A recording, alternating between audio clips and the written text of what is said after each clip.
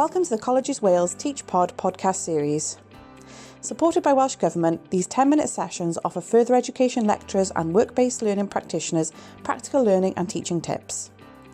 With contributions from colleges from across Wales, the series offers professional learning opportunities for staff in the FE sector to hear about examples of best practice.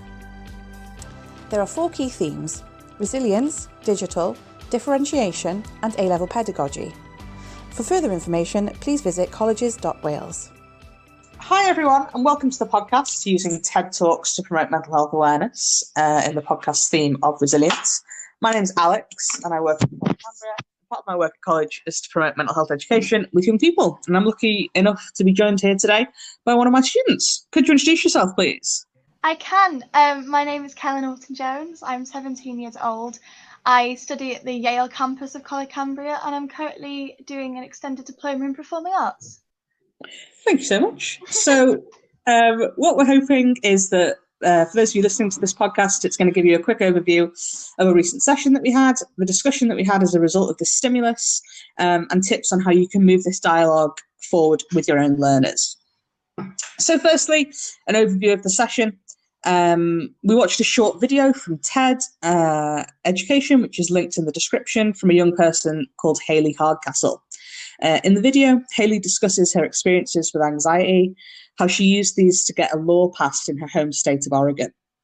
And this law basically mandates that schools give the same parity to mental health-related absences as they do physical absences, and ensure that appropriate support is implemented for learners. So I guess initially, Karen, what were your initial responses to the video and the speaker? I thought she put the point across really well. I thought it was quite a powerful talk that she'd given. And I know that it wasn't just me. I think all of our class kind of felt the same. We had to go around the circle afterwards and give a word to describe like how the video had impacted us and what we kind of got from the video. And one of the words that came up the most was relatable. It was something that I think really resonated with the students in the class. So Alex, why did you pick a TED Talk to show us? So I picked it because in a practical sense, they're quick, they're sort of bite-sized bits of content that learners can interact with.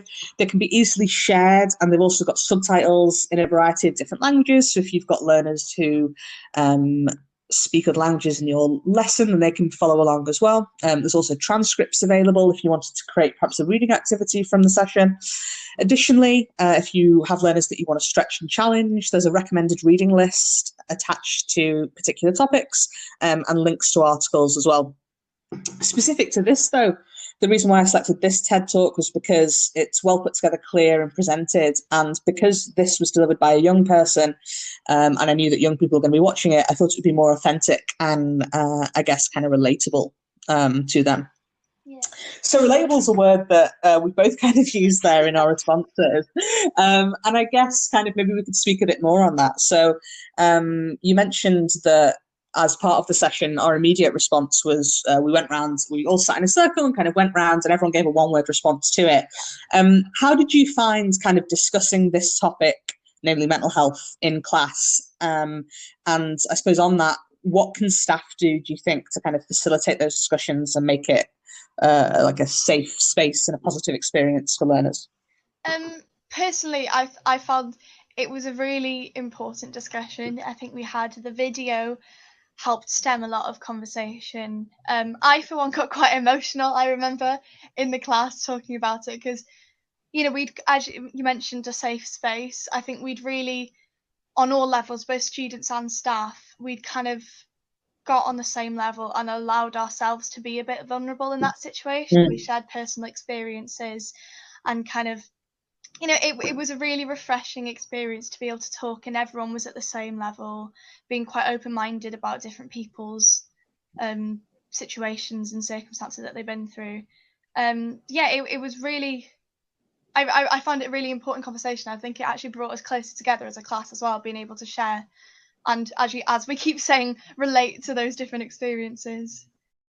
And I think that's also, I mean, it's important with any subject area, right? But I suppose specifically for you guys with performing arts, when you kind of perhaps have to take risks in terms of performing and there's a level of kind of trust with actors, I suppose that maybe helped with that process, perhaps, would I be right in saying? Yeah, definitely. It's, as you said, there's a lot of trust between actors, and as when you're singing, you're putting yourself, I keep using the word vulnerable, but you're putting yourself in quite a vulnerable position, sharing that kind of thing, that it's really important that you have that kind of trust and acceptance in the group. And I really did think it helped us.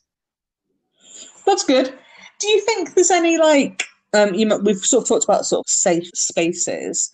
Do you think there is anything that staff can do in order to take that further? So if you were to maybe be giving advice to staff who wanted to lead a particular session like this with young people in their class, whatever subject area that may be, what can they do to make it work? You know what I mean? Yeah. I think it's really important that staff understand that, especially with people our age, that I feel like sometimes there's far too much of a divide between staff and student.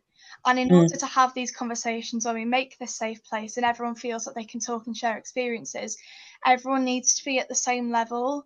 There shouldn't be this kind of authority over, or, you know, control in this situation. Everyone needs to be kind of in the same zone, if you get what I mean.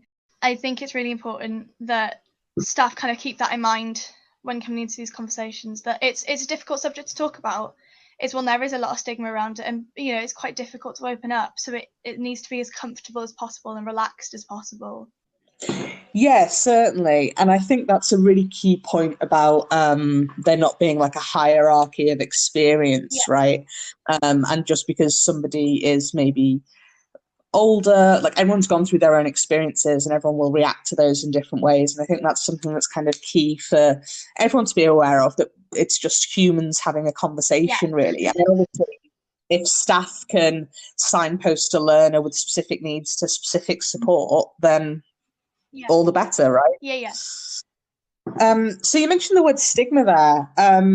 Do you feel like, and this is, I guess, a bit of a big question, but do you feel that stigma is lessening? Do you feel like maybe for example, in your own educational experiences, do you think the stigma around conversations around mental health is reducing, or has reduced over the last kind of few years? Yeah, no, completely. When I started high school, because obviously we didn't have these kind of conversations in primary school, but when I started high school versus now in college, I feel like society as a whole and the education system have kind of got better, and people are starting to understand that it's an important discussion and it doesn't need to be skirted around. We can and we should be open with these experiences and talk about things, because it does make it better. But I do feel like as a whole, society has kind of accepted that we need to talk about these things and not just like jump over them.